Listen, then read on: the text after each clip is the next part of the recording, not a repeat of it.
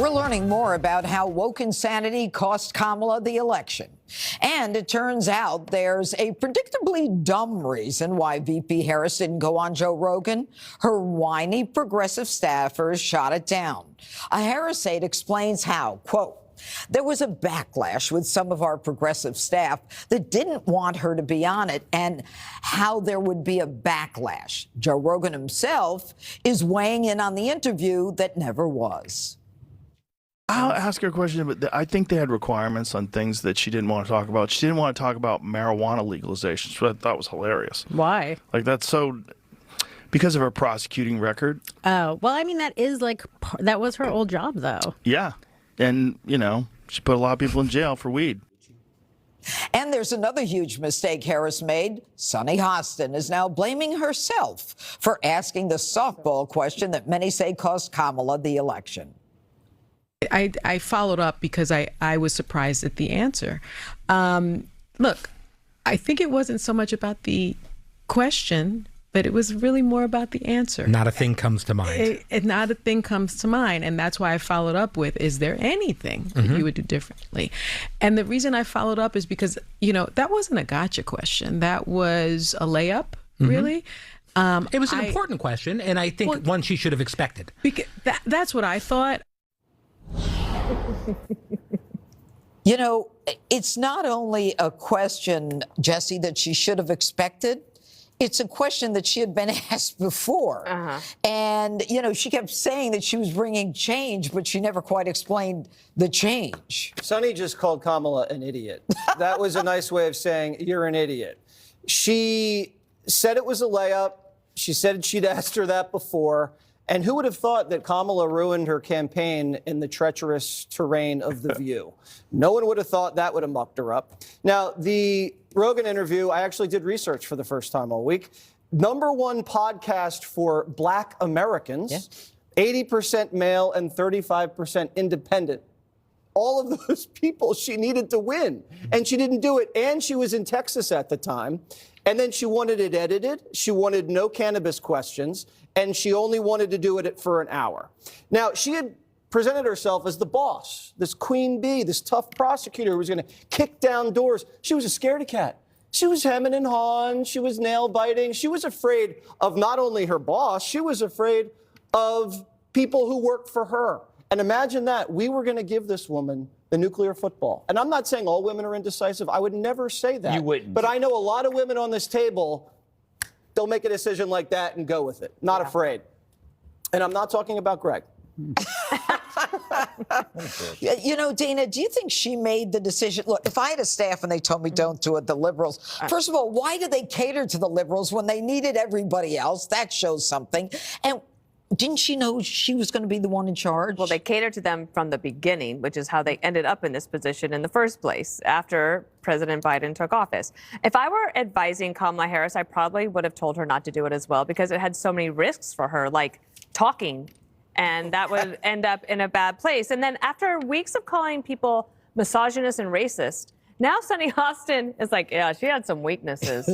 I'm like, wait, what about all the people that you called misogynist and I think also all of this comes from the top, to answer your first question. Like, it all comes from the top. All of it. Yep. If you look at Trump's nominees, right? Like, who'd you think he was going to be? You thought he was going to, like, he is who he is. And you know that these decisions are coming from him. With her, up until Election Day, you had large swaths of voters saying, yeah, I still don't know enough about her. And that was a decision that her team made, but her team makes it at her direction. The last thing I would point out is, you don't want to take questions about the legalization of marijuana. First of all, it's on ballots all across the country. It's on people's minds because of the prosecution. And it's on a lot of people's minds because we're all dealing with it. Everywhere you walk, you can't get away from it. And it's, I think, opened this Pandora's box. Maybe it was the right thing to do initially, but I don't know how we put the smoke back in the box. Can we make smokeless marijuana? Oh, they have that. Gummies, that's right. They have gummies. Yeah, Can we just like hand those out? You know, Greg, the Dems are worried about the backlash. I mean, to me, it's they're being hoisted on their own petard since they started the cancel culture, the politically correct way of saying things. They have no one to blame but themselves. Well, I just love they thought they could tell Rogan not to bring up pot. That's like telling Jesse he can't talk about himself. I think it was a poison pill. so the interview would never happen. They weren't worried about that topic at all. They were worried about every topic. Yeah. It could have been crime, immigration, trans. The problem with Kamala is the concept of time. The Achilles heel for her and a lot of Dems was something that we like to call the follow-up question, which occurs when you have time. It's just the basic, what do you mean by that? You know, I would have loved to have seen her on Rogan when he asks her a question and she'll have that escape hatch that the left always uses. You know, we really need to have a conversation about that. And he'll say, great, we have 3 hours. It's like, no, I mean, at some other time, not now, because that's how they always end a conversation or want to end one, is by saying, we need to have a conversation. By the way, I don't know if it was a good move, me finding out that there is a TV show about The View. Yeah. Behind the table, and that's a producer doing it. That means now I have two like buckets of stupidity to choose from. To know what she's thinking about behind the table is amazing. Behind the table. Behind the table. Double behind. Look at that. All right, Richard, would you like to wrap up? I would love to wrap this up. One, I think the vice president should have done Joe Rogan. Number one.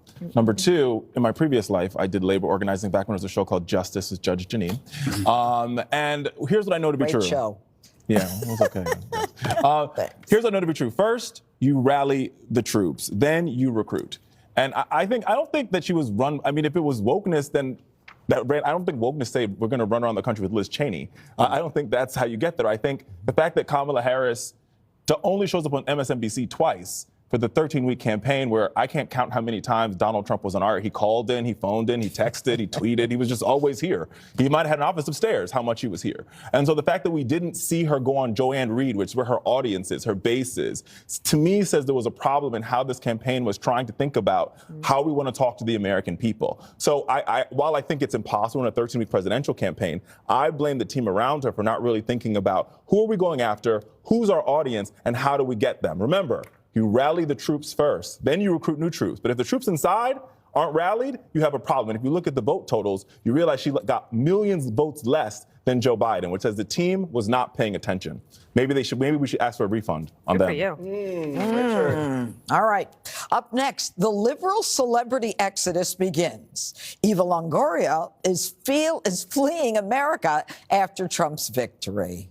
Gone some beach somewhere